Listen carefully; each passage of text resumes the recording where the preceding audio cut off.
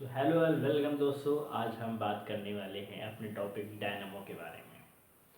तो बेसिकली आज हम समझेंगे कि डायनामो कैसे होता है, कैसे वर्क करता है, डायनामो के प्रकार कौन कौन से होते हैं, डायनामो की संरचना कैसी होती है, डायनामो का सिद्धांत क्या होता है और डायनामो को हम कहाँ कहाँ यूज़ कर सकते हैं, ये सब हम समझेंगे। तो चलिए अपने वीडियो की शुरुआत करते हैं। ठीक है फ्रेंड्स, डायनामो एक मशीन होती है, विद्युत चुम्बकीय मशीन, जो कि यांत्रिक ऊर्जा का विद्युत ऊर्जा में बदलती है। ये 10th का बहुत ही इम्पोर्टेंट टॉपिक है।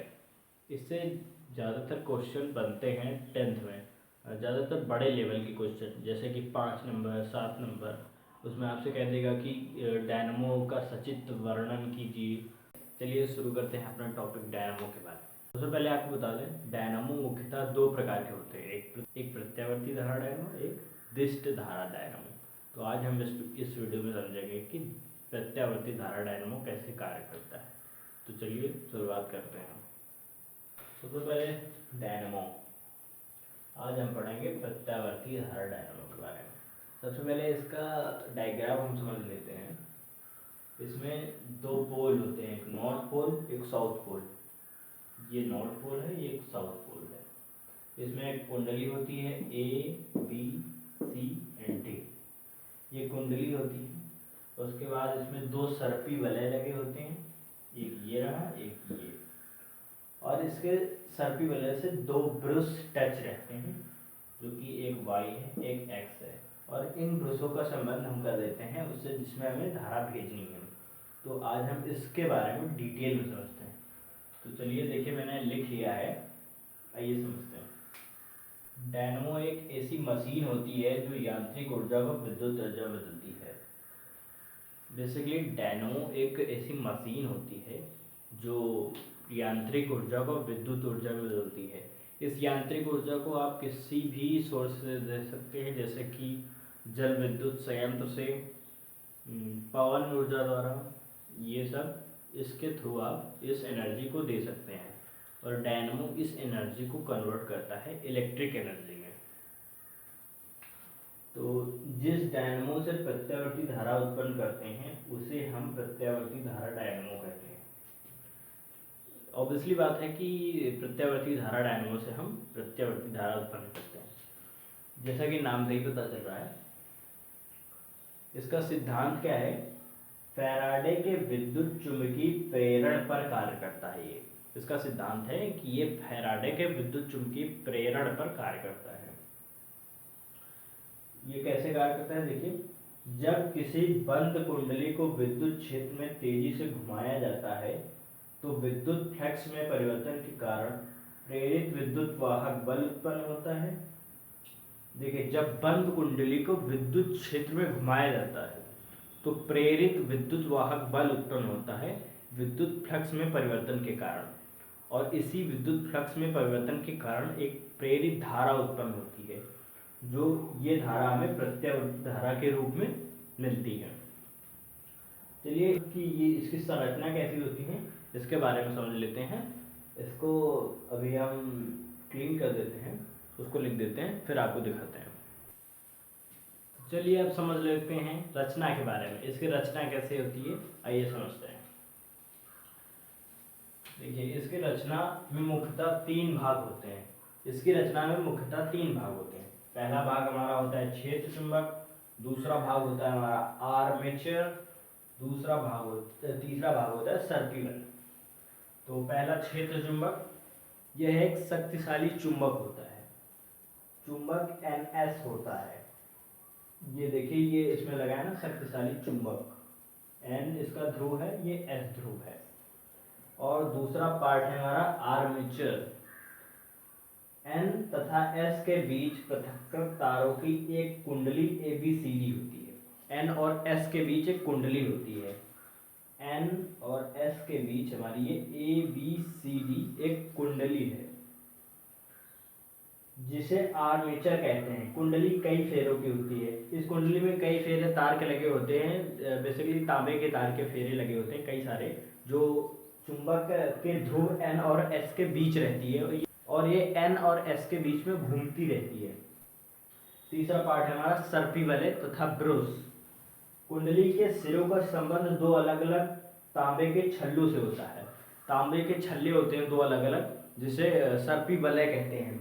तो यहाँ पर इस डायग्राम में सर्पी वलय हमारा ये है, एक ये गोल तांबे के छल्ले होते हैं, जिनका एक सिरा एक कुंडली के सिरे से जुड़ा होता है, दूसरा सिरा दूसरे सर्पी वलय के सिरे से जुड़ा होता है।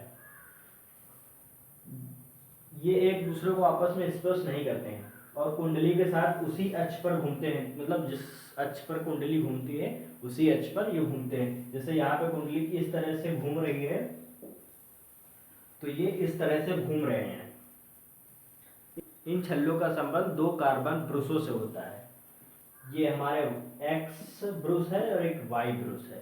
इनका संबंध होता है ये सर्पी वलय से। ये सर्पी कार्बन ब्रूसों का संबंध होता है सर्पी वलय से। ये सर्पी वलय है तो ये कार्बन ब्रूस ऐसे इसको छूते रहते हैं ऐसे।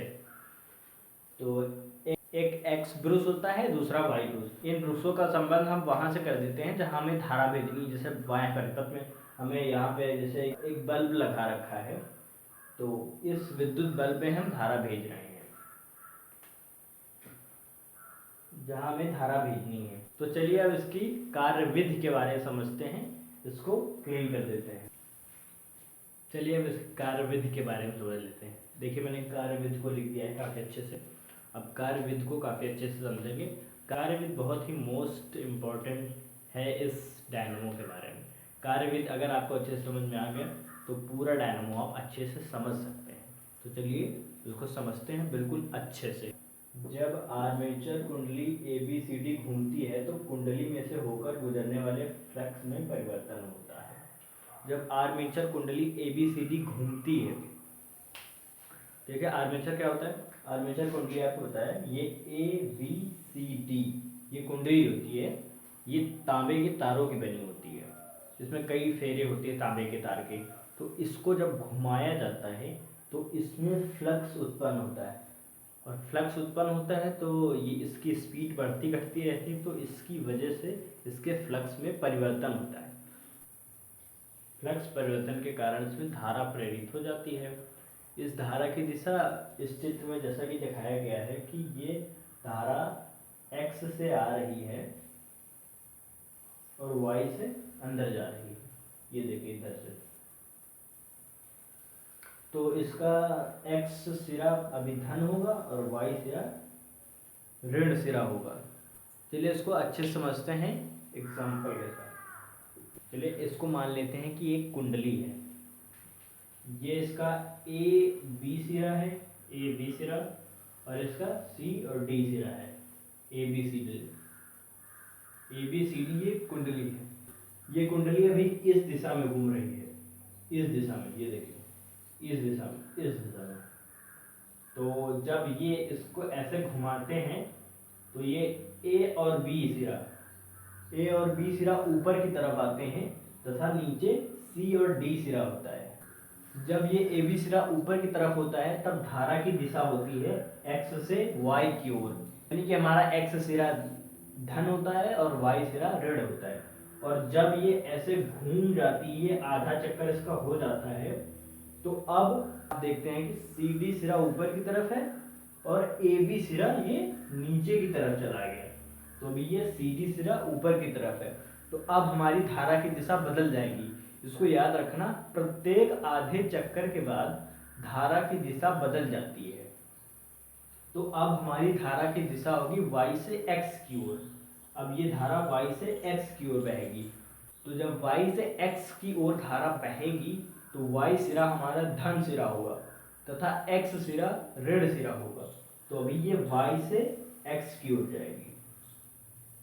तो कुंडली प्रत्येक आधे चक्कर के बाद अब धारा की दिशा बदल जाती है कुंडली में। तो चलिए एक बार और समझा देते हैं। जैसे कि ये कुंडली ABCD है, ये कुंडली प्रत्येक आधे चक्कर में AB सिरा ऊपर की तरफ होगा और CD सिरा नीचे की तरफ होगा। तब हमारी धारा की दिशा होगी x से y की ओर। ये देखिए यहाँ से धारा आ रही है x से, ये जा रही सीधे x ध्रुव में, x से y में, ये हमारा सिरा होगा धन सिरा और वाई सिरा होगा हमारा ऋण सिरा। इसके बाद जब ये आधा चक्कर पूरा कर लेगी तो ये ए बी नीचे की तरफ हो जाएगा और सी डी ऊपर की तरफ आ जाएगा। तब हमारी धारा की दिशा बदल जाएगी। तब धारा हो जाएगी y से x की ओर। तब हमारा y सिरा धन हो जाएगा और x सिरा ऋण हो जाएगा। आई होप आपको अच्छे समझ में आ गया होगा। कैसे नहीं आएगा समझ, जब सही है साथ। चैनल को सब्सक्राइब और लाइक ज़रूर करें।